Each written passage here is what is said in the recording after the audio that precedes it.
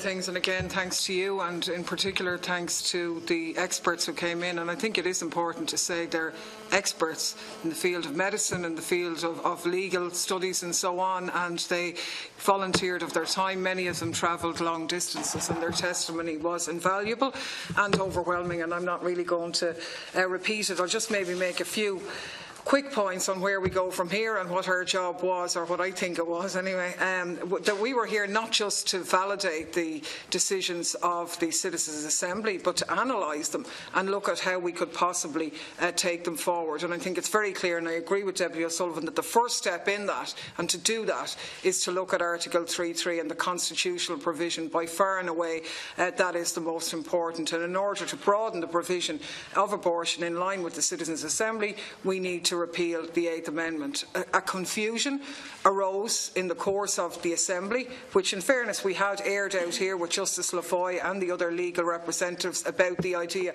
of replacing that provision with something else in the Constitution. And I think the first point maybe to reiterate here is that the intentions of the Citizens' Assembly when they explored that avenue were explored here, and I think the testimony given, and it was made clear by Justice Lafoy and indeed others, was that what the citizens wanted was they wanted more clarity. So by doing that, they thought that they were voting for a situation where the Oireachtas would legislate and that it wouldn't be in the Constitution, ironically enough, and that there'd be no impediment to the Oireachtas legislating, and there was an idea felt that you might have to put in something specifying that.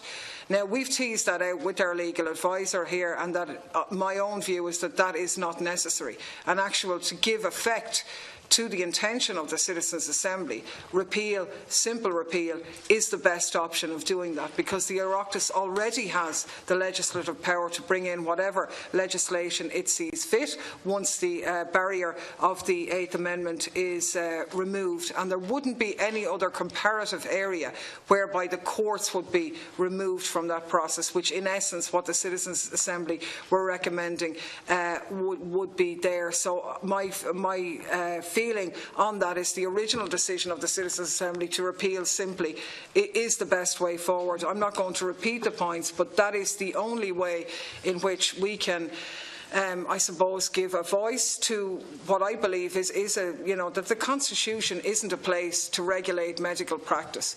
We were given evidence as to that real-life medicine requires flexibility.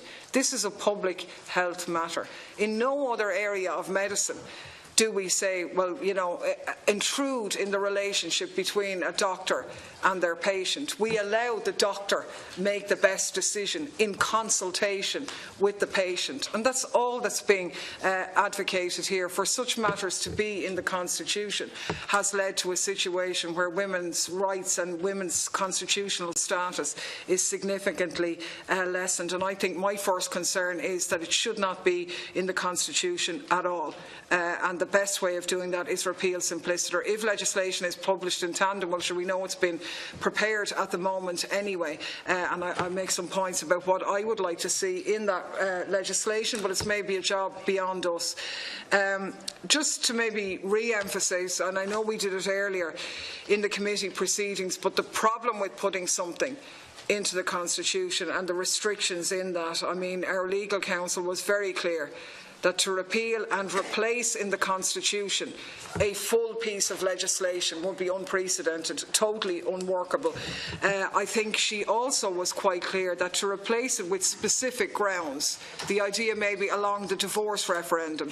Again, there were problems with the divorce, we're going to have another constitutional referendum now to overcome what was voted in at that time. So specifying anything in a constitution becomes problematic in that sense. And they were the reasons broad grounds or confined grounds in the Constitution give rise to all sorts of complications. So given that what was being sought by the citizens was legal certainty to broaden the provision of access to abortion in Ireland, as all of the evidence I've heard is the best way to do that is repeal simpliciter. And because of a procedural mechanism, I suppose, my belief is we have to take that vote first, because we couldn't possibly vote on other options of what might go into the Constitution first, because if you voted on one and then you jumped into having nothing, that would be completely wrong. We need to say first, should we have something in the Constitution or not, and then take the other votes then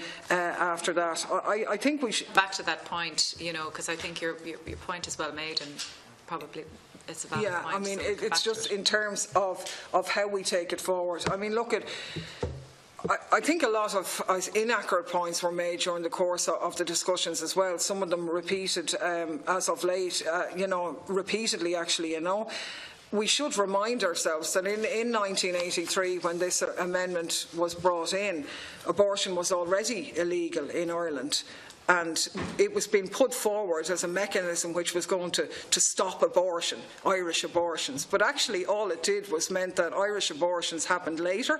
More of them were done through surgical procedures, and very vulnerable and often sick women were exported out of this country in what has been adjudicated on a violation of their human rights. And figures have been stated, but it saved loads of lives, because by restricting people's ability to travel, loads of people are around now who wouldn't be around otherwise. We have to be very clear. Figures bandied around about abortion comparative rates between Ireland and other jurisdictions cannot be validated, because we do not know the accurate statistical figures for Irish abortion rates. What we do know, and the evidence that was given to the committee, is that if you want to lower the abortion rates, which I would imagine all of us would like to have a situation doing, then restrictive legislation is not the way to do it.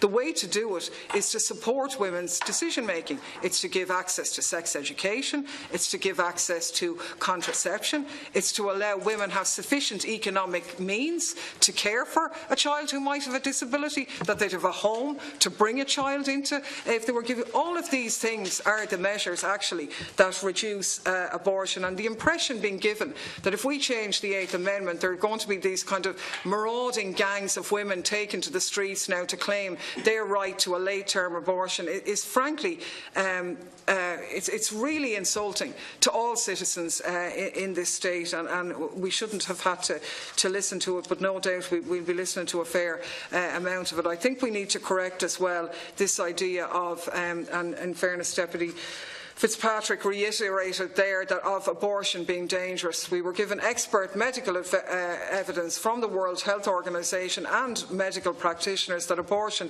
is actually quite a safe practice. Is it the case that improper procedures have been conducted in the carrying out of some abortions which have damaged women? I would say that is probably absolutely true. But we know it's also true that our maternity services have damaged women. They've damaged babies. But our solution to that is not shut down the maternity hospitals, it's regulate them properly, ensure they carry out best practice. And it is the same in relation to the provision of abortion services. And introducing things like adoption, quite frankly, are a red herring. Adoption is legal in Ireland. There is no impediment to any woman who wants to put a child up for adoption to make that decision. So that's not the impediment. So unless you're going to sort of coerce people into decision making, there's nothing else we can do about abortion or about adoption other than provide as we do now. So I think some of those things are a little bit complicated.